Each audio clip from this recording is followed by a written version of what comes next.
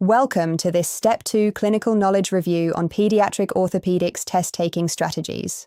This video is brought to you by Roadmap to Residency.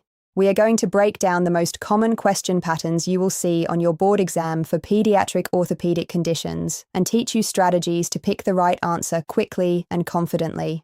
Remember, the goal here is not to reteach the entire topic, but to help you recognize the patterns and apply test-taking strategies. Make sure you have reviewed the pediatric and orthopedic sections of first aid and your question bank before or alongside this video. Here is what we are going to cover today. First, we will learn how to recognize high-yield question stems for pediatric orthopedic conditions that are tested on boards. Second, we will apply specific strategies for questions about hip disorders in children, including developmental dysplasia of the hip, avascular necrosis of the femoral head, and slipped capital femoral epiphysis. And third, we will master the next best step question format for differentiating septic arthritis from transient synovitis. This video assumes you have some baseline knowledge from your review resources. We are here to sharpen your test-taking approach. Our first strategy is the age-based hip disorder split. When you see a question about a child with hip pain or a limp, immediately ask yourself, how old is this child? For infants, think developmental dysplasia of the hip. The buzzwords are hip click on exam, limited hip abduction, and asymmetric thigh or gluteal folds. Before 6 months of age, ultrasound is the diagnostic test. After 6 months, you switch to plain radiographs. The Ortolani and Barlow maneuvers are classic physical exam findings the boards love to test. For children between 4 and 10 years old with an insidious limp and groin or knee pain, think avascular necrosis of the femoral head, also known as Legg-Calve-Perthes disease. For adolescents between 10 and 16, especially if overweight, think slipped capital femoral epiphysis. Age is your single most important filter on every pediatric hip question. Strategy 2 is the limping child decision tree, because this is one of the most tested frameworks in pediatric orthopedics. The first question you should ask is, does this child have a fever? If yes, think septic arthritis. This is a surgical emergency that requires joint aspiration and washout. The COCA criteria are your best friend here. They include fever over 38.5 degrees, refusal to bear weight, erythrocyte sedimentation rate over 40, and white blood cell count over 12,000. Meeting 3 or 4 of these criteria makes septic arthritis very likely. If the child does not have a fever and the pain is mild and improving with rest, think transient synovitis. This is a benign, self-limited condition, often preceded by a viral upper respiratory infection. The child with transient synovitis can usually still partially bear weight. The boards love giving you a clinical scenario and asking you to distinguish between these two conditions. Now let us go through high-yield stem recognition for the 3 major pediatric hip conditions. For developmental dysplasia of the hip, the classic stem is a newborn, often with breech presentation or a family history, who has a positive Ortolani or Barlow sign on the newborn exam. You may also see limited hip abduction or asymmetric thigh folds. Remember, before 6 months of age, ultrasound is the imaging of choice. After 6 months, you switch to plain radiographs. Treatment is the Pavlik harness. For avascular necrosis of the femoral head, the stem is a child between 4 and 10 years old with an insidious onset limp and groin or knee pain. Radiographs show femoral head flattening or fragmentation. For slipped capital femoral epiphysis, look for an overweight adolescent between 10 and 16 with hip or knee pain, limited internal rotation, and an externally rotated leg. This is a surgical emergency. The classic radiograph finding is the ice cream falling off the cone. These stems repeat constantly on practice questions and on the real exam. Let us work through our first practice question. A 2-month-old female infant born via breech delivery is brought in for a well child visit. On exam, when the examiner abducts the hips with gentle anterior pressure on the greater trochanter, a palpable clunk is felt as the femoral head relocates into the acetabulum. What is the most appropriate next step in management? Take a moment to think about this before we walk through the answer on the next slide. Let us break this down step by step. Step 1, spot the pattern. We have a 2-month-old female infant born via breech delivery with a palpable clunk on hip abduction. That clunk on abduction is a positive Ortolani sign, which means the femoral head is dislocated and being relocated during the maneuver. Female sex and breech presentation are the two biggest risk factors for developmental dysplasia of the hip. Step 2. Apply the rule. The board rule you must memorize is, before 6 months of age, the diagnostic imaging test for developmental dysplasia is ultrasound, not plain radiograph. The femoral head is mostly cartilage at this age and will not show up reliably on X-ray. Step 3. Eliminate wrong answers. Plain radiograph is wrong because the infant is under 6 months.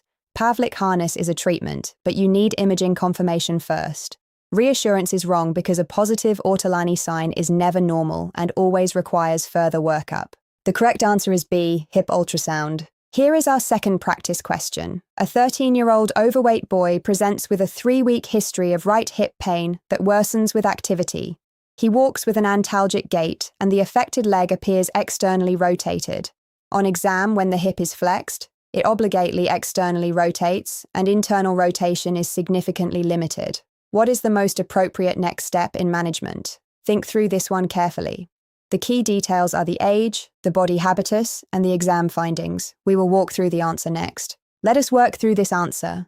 First, read the question carefully. This describes a classic slipped capital femoral epiphysis presentation. We have an overweight 13-year-old boy with hip pain, an antalgic gait, obligate external rotation on hip flexion, and limited internal rotation. These are the textbook buzzwords the boards use for this condition. Now, why do bilateral hip radiographs win? Because plain radiographs with a frog leg lateral view are the gold standard initial imaging study for slipped capital femoral epiphysis. The frog leg view specifically helps visualize the posterior slippage of the femoral epiphysis. You must image both hips because slipped capital femoral epiphysis is bilateral in up to 40% of cases. Non-steroidal anti-inflammatory drugs alone would miss the diagnosis.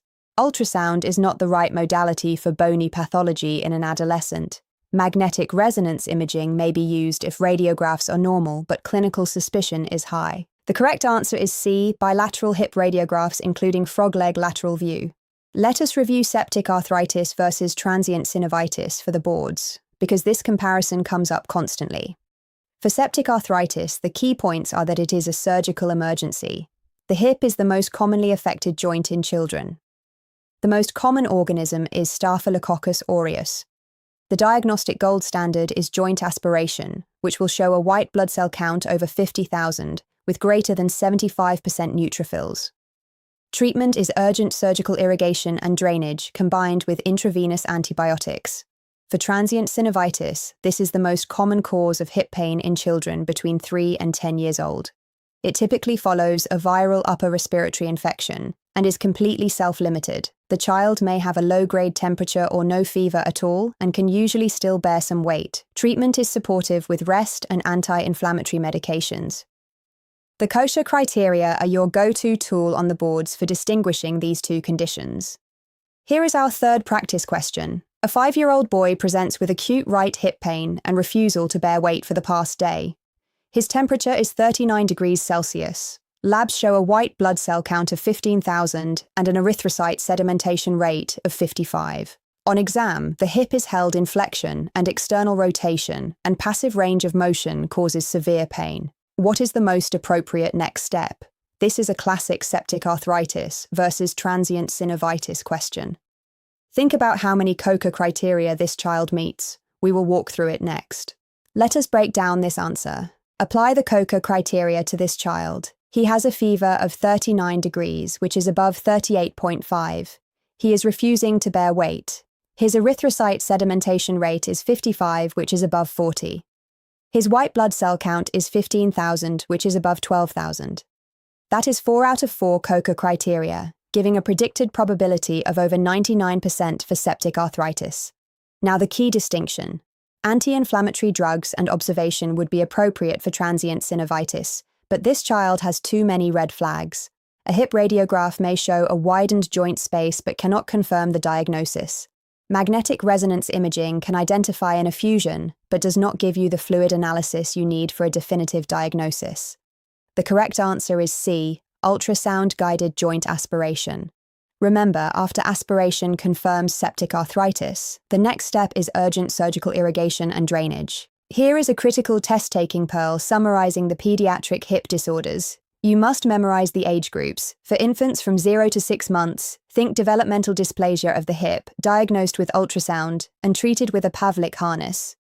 For children between 4 and 10 years old, think avascular necrosis of the femoral head, diagnosed with plain radiographs showing femoral head flattening or fragmentation, and managed with activity restriction and orthopedic referral. For adolescents between 10 and 16 years old, think slipped capital femoral epiphysis, diagnosed with bilateral radiographs including a frog leg lateral view and treated with urgent surgical pinning. And for any child presenting with fever and acute joint pain, always rule out septic arthritis with joint aspiration before considering transient synovitis. One more pearl: the boards love to present a child with knee pain when the actual pathology is in the hip. Referred pain from the hip to the knee is a classic board trick. Whenever you see knee pain in a child, always consider a hip source. That wraps up our review of Pediatric Orthopedics test-taking strategies for Step 2 Clinical Knowledge. Remember to review the Pediatric and Orthopedic Surgery chapters in First Aid and your question bank. Focus on the age-based approach to hip disorders, the COCA criteria for septic arthritis, and knowing the right imaging modality for each condition. Visit www.roadmap2residency.com for expert tutors and residency advisors who can help you build a personalized study plan. If you found this video helpful, please like and subscribe so you do not miss our next board review session. Good luck on your exam, and we will see you in the next video.